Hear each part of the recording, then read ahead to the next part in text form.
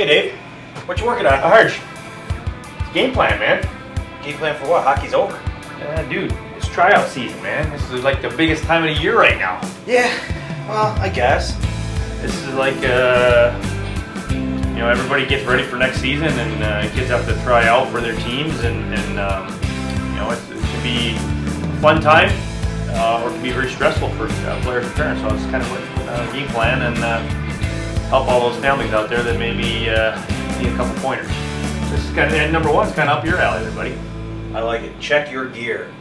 Yeah, you don't believe the number of people that'll come running in on a Tuesday, first day of trial, because they don't have a screw in their helmet. They forgot it. A lace broke. They got screws loose. Yeah, they got screws loose. Or just even basic sharpening. You figure out when your tryouts are and kind of plan accordingly. Checking your gear is a big one, like you said. Make sure you pack your bag properly. You know how many kids blame their parents? It's your bag. Make sure you pack it.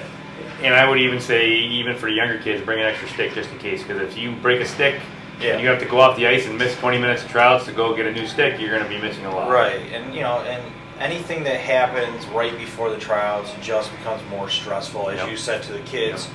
And it is all about the kids, really. It's supposed to be fun. It's supposed to be learning, but. So that's number one, Arjun. Number two, I thought this was important, is make a good first impression. And I kind of got some a list underneath there, but really the most important thing is, coach may only look at you one time, and you want that person to have a favorable impression of you when you do it. So no negative gestures. You miss the net, don't slam your stick. A player doesn't pass it to you, don't roll your head back. And it kind of goes along with E right here, is just show positivity and enthusiasm. I also thought it was important that the coach is talking, stand right in front of him. That way he sees you, he sees that you're engaged, he sees you're paying attention, and that's always a good thing. Even teachers like that when children or students are looking at them and focus. Yes. A lot of kids lose focus, everything like that. Little known fact, my first impression with Coach Dave, I was an 18-year-old snack bar worker with a comb over, glasses, but I made a mean breakfast sandwich. So that's how I made my way into the pro shop. Yep. Has nothing to do with what we're talking 23 about. years. First impression, that's what it was. It was a good first impression. We didn't go off on a tangent, Arj. Let's try to stay focused. Okay? Focused. Yeah, stay focused. Okay. One of my favorite ones, Arj, C here, is be first in line. Okay. Being a coach and watching several, tryouts over years and years and years, it's hard for anybody to watch a shooting drill, for example, and to watch the same shot 17 times in a row. So if you're number 17, chances are nobody's looking at you. But if you're number 1 or 2, they're always going to watch the first repetition of every drill, sometimes the second. So be first in line. If it's a skating drill, be first in line. So the coach is always going to watch that drill. They're always going to watch whatever it is you're doing, and you have a much much better chance of leaving a favorable impression. I like that one a lot. I especially like say thanks. And for me, that's just not even a tryout thing. That's an everything. Yes. It's not that hard to be polite. That's right. Just be polite. And you're not sucking up. It's just being nice. If the coach is there, say thank you. Thanks, coach. See you Sometimes tomorrow. you have a different instructor running the the session. So just say thank you, because you never know who's putting their 2 cents into the coach to help them out on making some tough choices. So I love that. On to number 3, which is probably the most important of all our list here, right here, is worry about yourself, Arj. Tryouts are about you and you alone. Doesn't matter if you're on the ice with all your best friends from school or your hockey team. It's only about you, and unfortunately, you end up competing for spots with your buddies. So, agreed. This one, B, take the shot.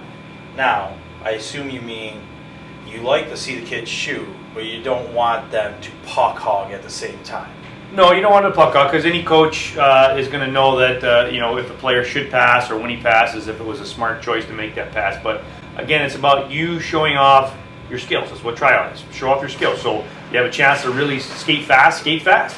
If you have a chance to take a shot, take it, because you're trying to make yourself look good. And it's not that you're trying to make other players look bad, but if it's a choice, and especially if it's an equal choice, you and I are on a 2-on-1, all right, and I have we have equal opportunity to shoot the puck, I'm going to take the shot.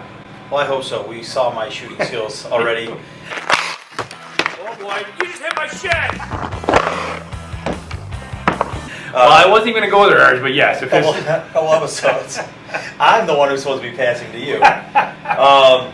Finish your check. I assume this has a little bit to do with obviously the older kids, bantam, midgets, and also with the fact is that it's tryouts and a lot of kids have that impression that they don't want to hurt other people, right. But it is in the sport you do check, even if it is your friend or your buddy, your brother. Yep. So for the checking ages, bantam and up, absolutely finish your checks. Coaches always want to see a player that's going to battle and finish a battle. But even if you're a squirt or a peewee, you know, you can pinch people off on the board. You can battle. Just make sure you're winning your battles or at least finishing your battles instead of just leaving, letting the other player skate with the puck or finish his play when you could have finished that play right there. So, you know, coaches are looking for skills, but they're also looking for smart players that can play defense and play their position as well. So finish your checks, very important. And this one right here, are very important. Again, you're trying to make yourself look good, so pair yourself with another good player if you can. If you're doing a 2-on-1, you know, look for those other players that are good players and try to get into a rep with them because it's only going to make you look better too. Yeah. I mean, that's what they do at those combines and everything like that, so that's the way to do it. And coaches, you know, coaches can see you know, who the good players are, and fortunately or unfortunately, they do tend to gravitate to those players, and they're going to watch those players more frequently than they are players that may not be quite up to speed. To the work hard every rep. Like you were saying before, take your shot, finish your checks. Be first in line because that coach might only see you that one time. You might go down on two 2-on-1s and bury the puck and look great. It's the third 2-on-1 he sees you, and you lose the puck into the corner. So. Sometimes there might be multiple drills going on at each end of the ice or something, or 2-on-1s going in opposite directions, and maybe you scored 5 times in a row and looked like a superstar, but the one time you make a bad play or you give up on it, that's the one time the coach is probably watching, and again, that's going to be a negative impression on you, and that might be the only time he watches you. Oh, that RJ kid, ooh, not good. He doesn't work hard, didn't back check, didn't finish his check, can't shoot, can't skate. Oh, I'm sorry, I went off on a tangent. Focus again. Let's look at that focus.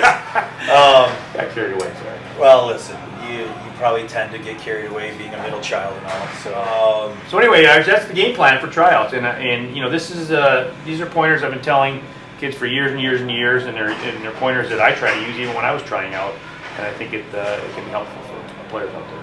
Yeah, and one of the things over the 25 years and probably thousands of tryouts I've seen, the kids that seem to be more relaxed coming in that first couple days seem to be the ones that do really well on the ice because it is stressful. I get it. A lot of things are stressful for kids nowadays than when we were. But remember, if you don't make the team that you're shooting for, you always have that goal to achieve for next year then. Yep. But you will be playing hockey somewheres. Yep, try to enjoy it. Enjoy the experience because it is a good learning experience, whether you make it or not. And it's not the end of the world. And you know, from all my experiences, lots of times or most of the time, you know, things happen for a reason. And if you didn't quite get selected, then maybe there's some things you need to improve on for next season. And it doesn't mean you're a bad player. It just means that you have to do some work.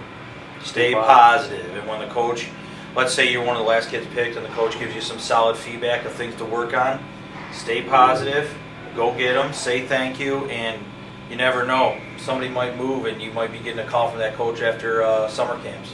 Yep, I'm still waiting for that call, Arj. Still waiting for that call. You might be waiting a long time. Thanks for watching Rock and Hockey Show. Have a good one, guys.